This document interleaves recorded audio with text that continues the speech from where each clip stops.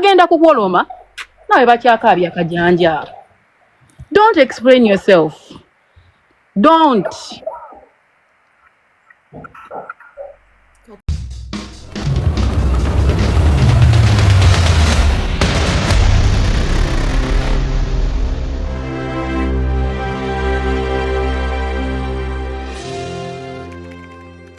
Una muwandise bwaddene. Omwana una muwandise. Wenkoko njeruze mmanyiyo. Oyo omusajja bamuwandiikako.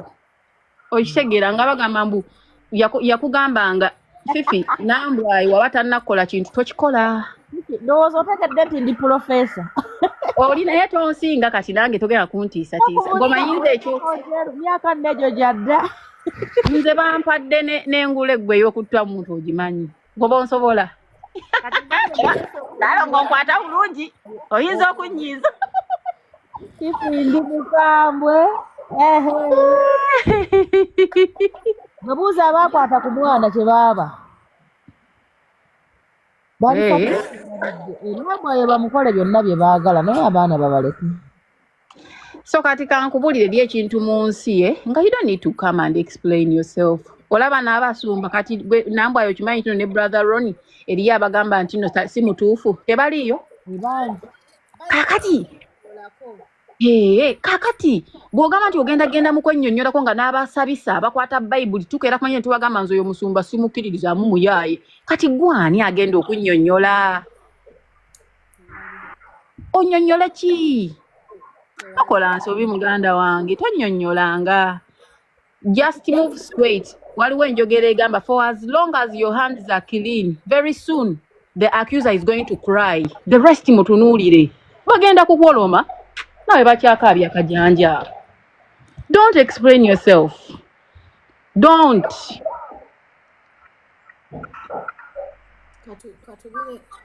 Katubire kale Katonda naye nze kyembadde nkooye nga kyenjagala okuma. Era tagenda eyagaana okutegeera mu ntandikwa. Tagenda kutegeera mpaka lw'oliva mu nsi. Let me tell you something. Omuntu eyagaana okwagala. Ne woolikeera ku makya n'omunaaza ebigere. Ne woolikeera ku makya n'omuyoleza engoye. Agenda gamba tezaatukula ebigere tebyatukula. Lw'olimuwa emmere bw'alimala okukutanga gamba wamuwadde butwa.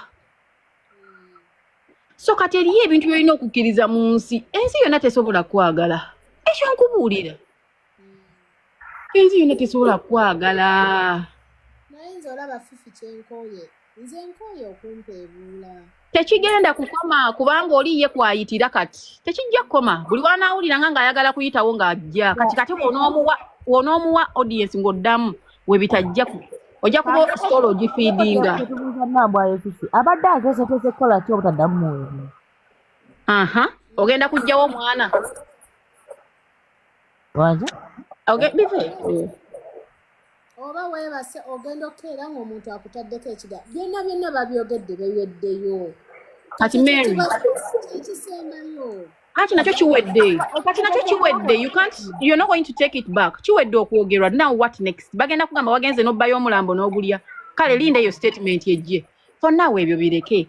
Ekisembayo kyekyo. Mu nsi si ekisembayo eky'okutta omuntu. Byonna babintaddeko. Nze bampisa ebigambo byonna. Nze siina kintu kye nnali nvuddeyo ne ngamba nti naamu omusajja oyo yakola ki?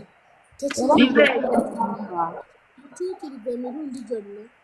Biveeko nangwayo. Muleko bamuleka si mutuukirivu kitwale nti accident emmotoka zokka. Okumpeebuula. Anti ekyo tekigenda kuvaawo. Eriyo ebintu ebitagenda nange oba Mary gwe ekintu kino kirabo. Agenda n'okola interview eyo nja kunyiigira.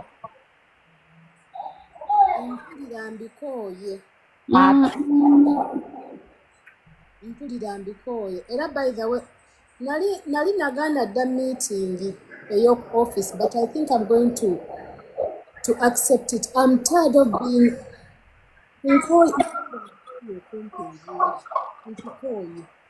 naye tokola interview.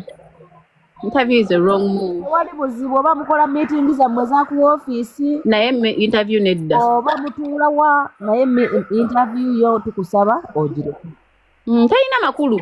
Talina na kyegenda kukyusa. Tukikola ku lw'ekitiibwa kyo ng'omukazi n'omwana wo. Talina kyegenda kukyusa nkugambye yagaana okukkiririza. Bw'onaaba okola interview eyo ndaba ng'erinnya lyange ligenda kubaamu nnyo kyokka eno gye nsula balina bye batamumanyiiko nga bazi. Abayinza mu lutalo olw'obulogo olulimu n'abafu. Nga goyambako ng'ozitula emirambo. Mbadde nkusaba mukwano waliwo ekintu kye bakuteekako nga kinene. Anti kati bakyogedde kyawedde. Is your interview going to take it back? That is my question. But your interview kyegenda okukola okimanyi kwongera kusaturatinga interviews kutambula, which is not good. Tojanukula interview. Nyola ku interview gye wakoze. Kati otyo? Bine bivaawo ebyokuyita omulogo. Gwe kati manya ku CV yo ofunyeeko ekyobulogo. Ano bwatunula. Mulogo munnange nze mbadde ngamba. Gete jangu kusaba eriri international wali nkube ensaasi. Nange. Ati yabambi kati ekimuluma Fifi omwana oyo alina eddiini omwana we yali afudde naye nga ye kyandetedde aleese amazzi g'omukisa kata mukube mutta oyo. Naalongo wulirayo ekigambo kino. Kuba bambi musabi. Naalongo. Omusumba Kakande wali owuliddeko nga bamwogerako ebirungi ku baawonyezo babagamba abeera mu masabu biki. Ate ebyo ebirala. Basinga mwogerako bibi. Has he ever stopped praying? People, let's reason beyond these feelings. Mary twogera nnyo nti tetureasoninga nga mu mbeera na emotions. Kati kino interview gy'oyagala okukola emotions zikuvuga. Emotions zikuvuga. Abantu bangi abasaba nga abantu babagamba tebasaba bali mu byakiyaaye wali obalabeko nga bagadde kyaki. Ate nga twateesa tusabe essaala nga tusirise ku lisiti y'abantu be twasabira nze nnyina gwe neebuuza gwe siraba. So kati tokkiriza emotions zikuvuga. Tokikola kankubulire interview gireke meetings zisamwe musobola ozituula kubanga ebyo wammwe gye mukolera ffe gye tukola. Naye kino ekyokujja ku interview wano tekikola makulu. Emikwano n'eŋŋanda bonna ne beetikka omuntu n'ogamba omuntu omugwe wenna gwali ku bantu abo. Kambeeko kyenkubuuza. Ewammwe mwakaziikayo abantu bameka ani yabatta? Maama we ne taata we ani yabatta? Nange nkyanoonya yatta bange. Lwaki olowooza nti maama wange walina okubaawo amutta nga ne kitaawe wamwagala yafa dda? Olina kirowoozo kati ne kitaawe wamutta. Ate olaba Naalongo waliwo ekintu kye ngenda okugamba Mary.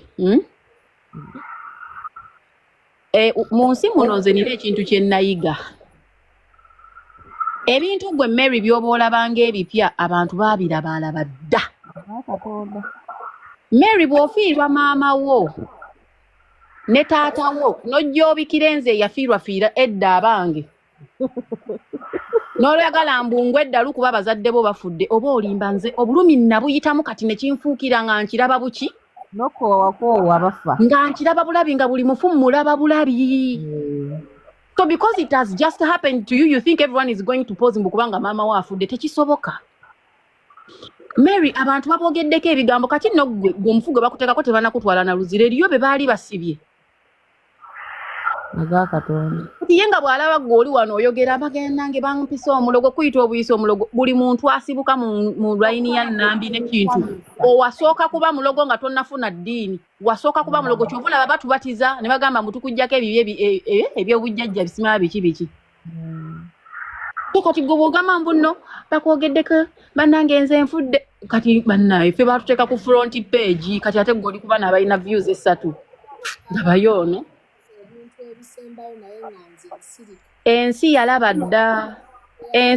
dda nkubuulidde nti bw'onoobeerawo ng'ogamba ensi egenda ku freezinga because ofunye ekizibu tesobola ensi esigala egenda mu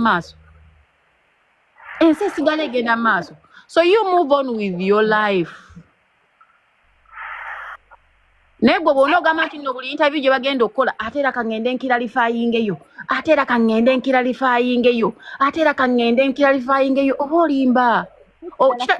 Ne relationship gy'olimu omusajja ajja gamba naye ono lwaki teyeesonyiwa kiri n'akita okitegeera kati fokasinga kuona omusajja akwagala gwe weeyongereyo mu maaso mu obulamu bw'okuba Mary ne bw'oligenda n'ozuukiza Yesu tugenda kukwogerako oba oyagala oba toyagala n'ekirala nambwayo kyenjagala omuganda Fifi buli lw'olaba nga abantu tebakuwaayiriza tebafuna budde bukwogerako oba tonnakola oba tolina ky'oli era nze nkyeraliikirira nnyo bwe ndaba nga abantu tebampaayirizaamu kanyamba wawe nazannye kaadi enkyamu gwe weebuuze lwaki teboogera ku baganda baabwe mawulire tebalina sannyalaze kati ate ogenda otandika okunnyonnyola mukwano oli mulogo munange weerabidde omugenzi mukaajanga nga tannafa nga ne kumpewo muyita mulogo wange era nga ngamba Fifi kati nenzizaako Jeremaya era naye akimanyi bagamba Fifi yatugaa gwe mulogo we mwogera ne kumpewo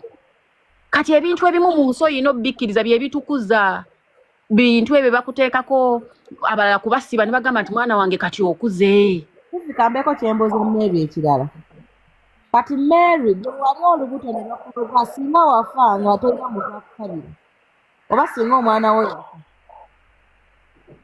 gw'olina okufa oba gw'olina okufiirwa omwana abalala balina kubeerawo nga balina kubeerawo balamu nga balinaayina ye mwani yabagamba mbu nno muyina timetable ya Katonda mbono talina kufiira wano alina kufiira wali ekitegeera ebintu byenyinza okwogera nako abo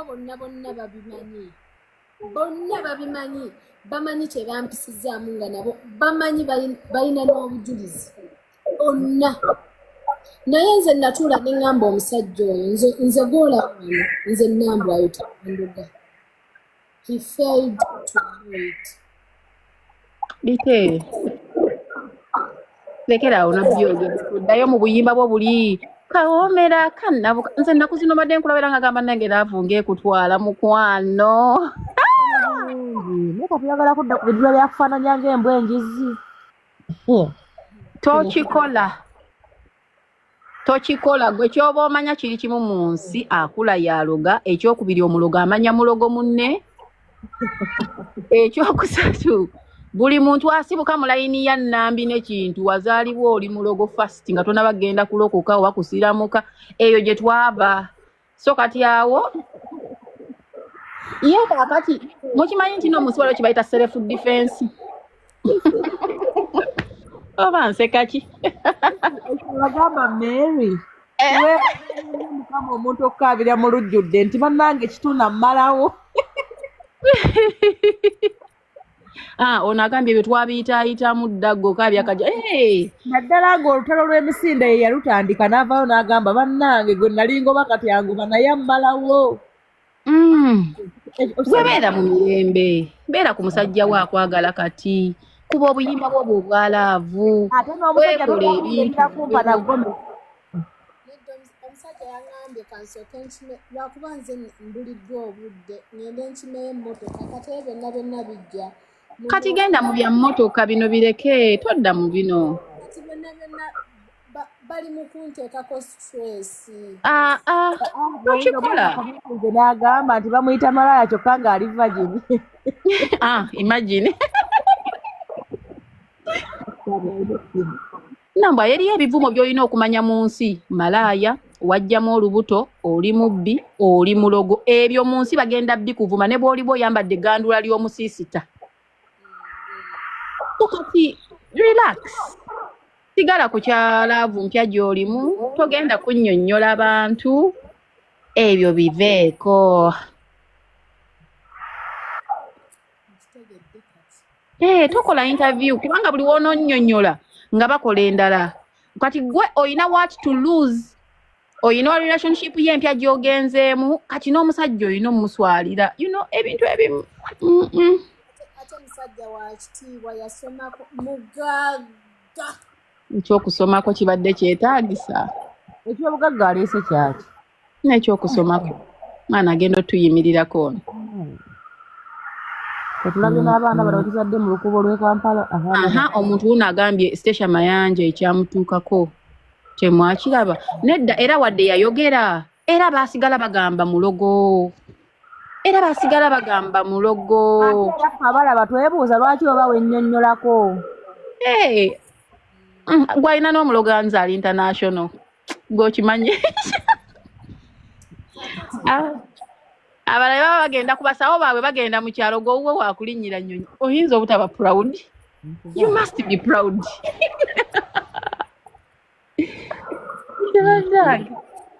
Munneebalizeeko omwami wange anjagadde ebitagambika. Akutwagalire akwagale ne oba n'ebyani nze simanyi akwagale. Kujja tugenda kumwebaza omusajja oyo Asooka atuleetere gomesi. balina gye bakuzaala. Tuwuube ejjambo. Kuba tulabye nnyo abajja ne babazaalanamu n'abaana ne bafuuka akabizi. Ate era tokola era amusooka omuleke asooka omutuufu asooka ajje. Naye era tosooka muleeta muwe obudde bwe mwenjoyinga relationship yammwe eyo ebbali mwembi. Namugambye asooka kugenda wa Jeno. Luweero.